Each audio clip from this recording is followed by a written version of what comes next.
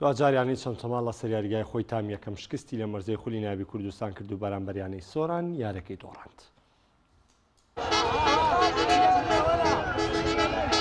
یاریەکانی هەفتەی بیستەمی خولی نایابی کوردستان بەڕێوە چوو.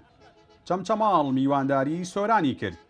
هەردوویانە بە مەبەستی بەدەستهێنانی سێخاڵ یارێکە هاتنە نێو یاریگا. جێمی یەکەمی یارێکە بە فیکەی ناوژیوان دەستی پێکرد. ئەوەی لەم جێمەدا دەبینراوە بوو کە ئاستی هەردوویانە لە یەکەوە نزیک بوون. دوای ئاڵ و گۆڕپێکردنی چەند هێرشێک، عەبدولمەنیق محەممەد یاریزانی یانەی سۆران لە خولەکی 41 یارێکەدا توانی گۆڵی یەکەم بۆ یانەکەی تۆمار بکات. ئەو جێمە بەو تاکە گۆڵە و لە سوودی یانەی میوان کۆتایی پێهات.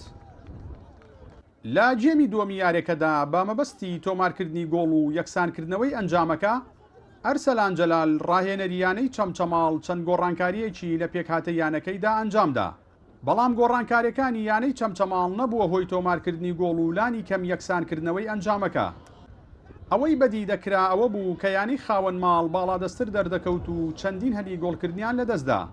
دوجار یارێکە بە فیکەی ناوبژیوان کۆتایی هات و چەمچەماڵ لە نێو یاریگای خۆیدا شکستی هێنا و نەیتوانی لە نێو هاندەرە بێشومارەکەیدا سەرکەوتن تۆمار بکات. ئەمڕۆ ئێمە زۆر دڵخۆشین توانیمان لە بەرامبەر ئەو هەموو هاندەرە و لە بەرامبەر یانەی چەمچەماڵ کە ئەم ساڵ ئاستێکی باش پێشکەشەکات، بەڵام ئێمە ئەمڕۆ زۆر باستێکی بەرز دەرکەوتین، توانیمان قەرەبووی ئەو دۆڕانانەی پێشتر بکەینەوە. زۆر دڵخۆشین ئەم سەرکەوتنە پیرۆزە لە تەواوی شاری سۆران. هیوادارم لە یاریەکانی بتوانین بە ئاستی باشتر و ئەنجامی باشتر دەربکەوین. دیارە بەتەکید هەموو شکستێک هەستێکی ناخۆشە و بە تایبەت یانەوەشی چەمچەماڵ کە یەکەم یاری دۆڕاندنی بوو لە ناو یاریگای خۆیان، ئەوە بەتەکید ناخۆشترە بێ بۆ ئێمە. وەکو یاریەکەش هەر لە سەرەتاوە دیار بوو کە یاریەکە یارێکی شەوتی یەکەم ئاست مامناوەندی پێوە دیار بوو لە ڕووی هەردوو فەرقەوە. شەوتی دووەم هەرچەنە ئێمە توانیمان استیقلالی ساحە بکەین، بەڵام گۆڵمان نەکرد. بەرحاڵ لە ئاستی یاریزانەکان هەمووی ڕازی نەبووین، ئاستێکی باشیان پێشکەش نەکرد، نەیانتوانی ئاستی ڕاستەقینەی خۆیان دەرخەن.